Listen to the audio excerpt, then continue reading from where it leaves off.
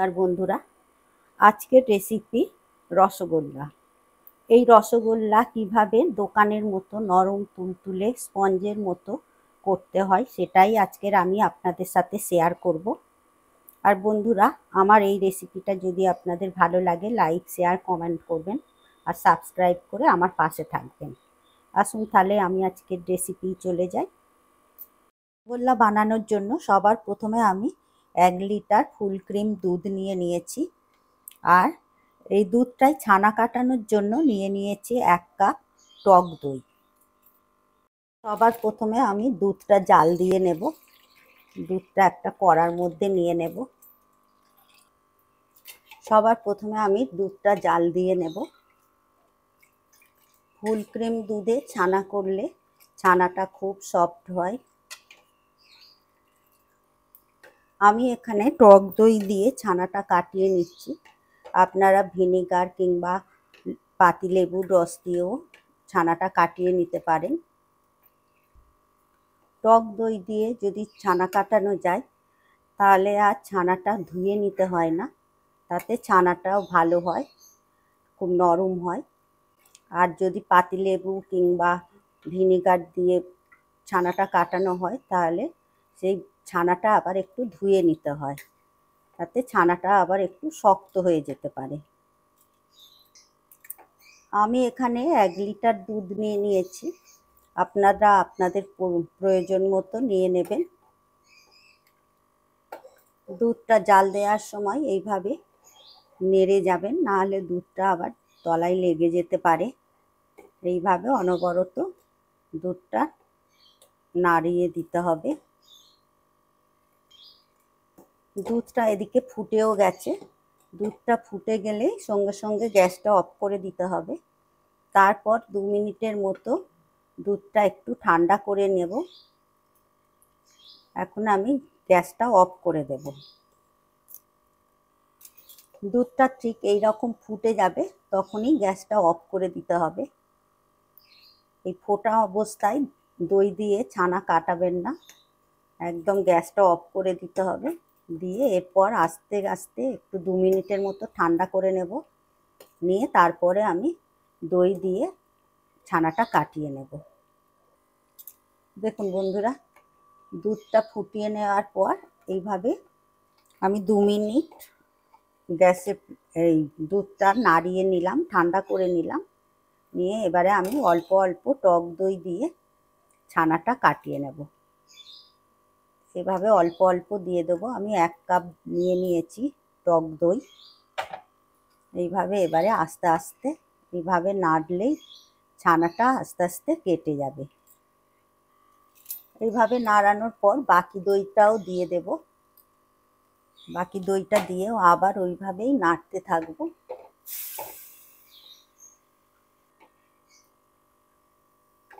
আমি এখানে আরও 1/2 কাপ টক দই দিয়েছি। 1 কাপ টক দইয়ে হয়নি ছানাটা কাটানো, সেই কারণে আমি আরও 1/2 কাপ টক দই দিয়ে ছানাটা কাটিয়ে নিলাম। ছানাটা এখানে পুরোপুরি কাটানো হয়ে গেছে। ছানাটা পুরোপুরি কাটানো হয়ে গেছে কি করে বুঝতে পারবেন? জলটা দেখুন, জলটা একটু নীলাভ সবুজ আভা হয়ে গেছে, তখনই বুঝে নিতে হবে ছানাটা পুরোপুরি ভালো করে কাটানো হয়ে গেছে। ছানাটা এবার জল ঝারিয়ে নেওয়ার জন্য একটা ডেচকির মধ্যে ছাঁকনি বসিয়ে দিলাম। দিয়ে এর উপর একটা পাতলা কাপড় দিয়ে দেব। দিয়ে এর মধ্যে ছানাটা ঢেলে দেব।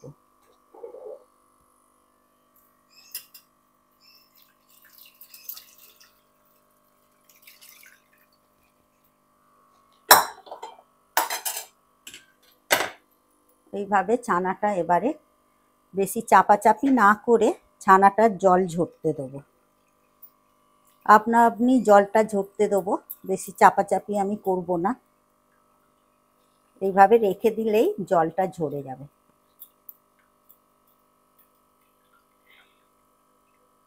এইভাবে একটা ছাঁকনির মধ্যে রেখে দেব।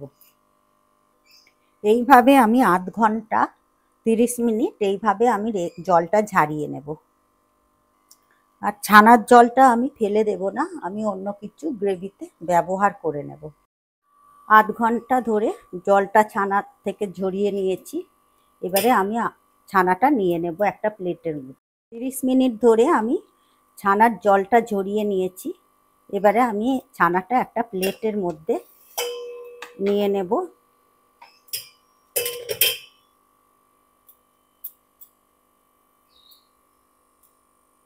দেখুন বন্ধুরা কত সুন্দর হয়েছে। প্লেটটা ছোট হয়ে গেছে, বড় প্লেট নিয়ে নেব। এই প্লেটে এবারে ছানাটা আমি ভালো করে মাখিয়ে নেব।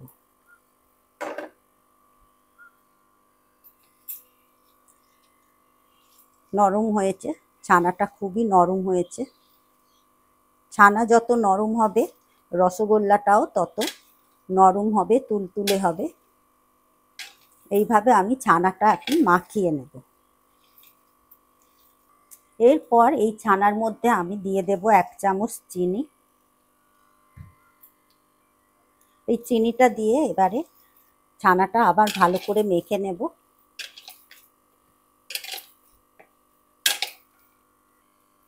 ছানাটা এমনইভাবে মাখতে হবে, বেশি ডলে ডলে যেন না মাখা হয়, এইভাবে করে মেখে নিতে হবে। এরপর এই ছানার মধ্যে দিয়ে দেব 1 চিমটি বেকিং পাউডার, একদম সামান্য 1 চিমটি দেব। দিয়ে আবার ছানাটা ভালো করে মেখে নেব। ছানাটা ঠিক এইভাবে মেখে নিতে হবে, থালার গায়ে আর লেগে থাকবে না। নিয়ে এর থেকে এবারে আমি একটা একটা করে লেচি বানিয়ে নেব। যে যেমন মাপের করতে পারবেন সেই মতো করে নেবেন। আমি প্রথমে একটা করে লেচি বানিয়ে নেব। সবগুলো একই মাপের করতে হবে, তাতে দেখতেও ভালো লাগবে। ছোট বড় হয়ে গেলে ভালো লাগবে না। এরপর এই ছানাগুলো আমি এই ছানাগুলো একটা বলের মতো করে নেব। প্রথমে চেপে ভালো করে করতে হবে, নিয়ে ভালো করে গোল করে নিতে হবে। ঠিক এইভাবে করে নিতে হবে। এইভাবে আমি সবগুলোই করে নেব।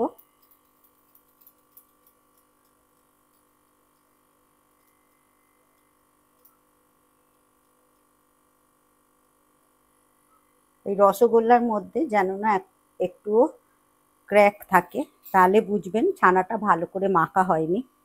এইভাবে মেখে নিতে হবে।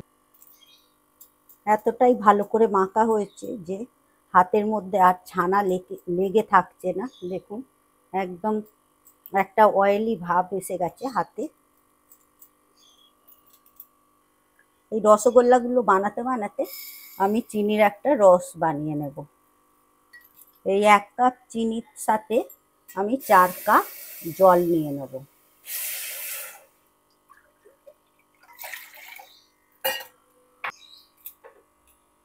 1 কাপ চিনির সাথে 4 কাপ জল মিশিয়ে নিতে হবে। এই মেজারমেন্টটা ঠিক রাখতে হবে। চিনির এই শিরাটা একদম পাতলা হবে, খুব ঘন চ্যাটচ্যাটে হবে না। চিনির শিরাটা ভালো করে একটু নেড়ে দেব। চিনিটা গলেও গেছে, চিনির শিরাটা এইদিকে ফুটেও গেছে। এর মধ্যে একটু দুধ গুঁড়ো দিয়ে দেব। দিলে কি হবে, চিনিতে যে ময়লাগুলো আছে সেগুলো পরিষ্কার হয়ে ফেনার আকারে বেরিয়ে আসবে। ফেনা হয়ে ময়লাগুলো বেরিয়ে আসবে। চিনির শিরাটা তাহলে পরিষ্কার সাদা ধপধপে হবে। এবারে আমি একটা ছাঁকনি দিয়ে এই ময়লাগুলো তুলে নেব। আরও একটু দুধ দিয়ে দেব।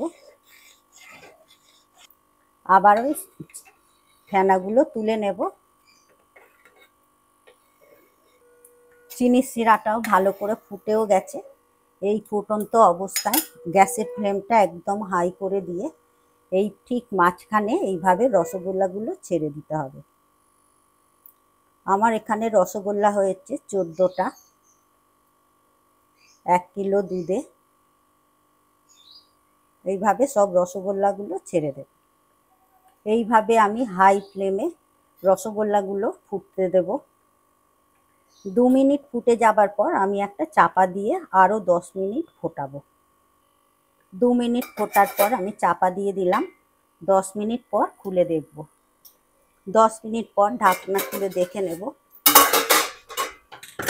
দেখুন বন্ধুরা, রসগোল্লাগুলো কত বড় বড় হয়েছে আর কতটাই সফট হয়েছে দেখুন।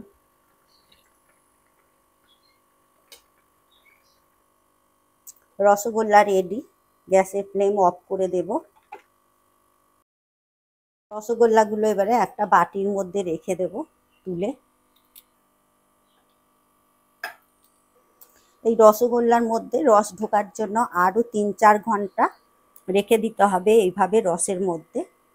তারপর আমি আবার রসগোল্লাগুলো দেখাচ্ছি।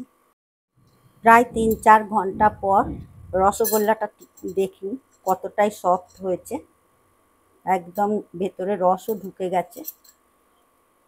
আমার রেসিপি রসগোল্লা রেডি। তো বন্ধুরা, আমার এই রেসিপি যদি আপনাদের ভালো লাগে, লাইক, শেয়ার, কমেন্ট করবেন আর সাবস্ক্রাইব করার অনুরোধ রইল। আপনারা সুস্থ থাকবেন, ভালো থাকবেন। আবার আসছি অন্য কোনো রেসিপি নিয়ে। ধন্যবাদ।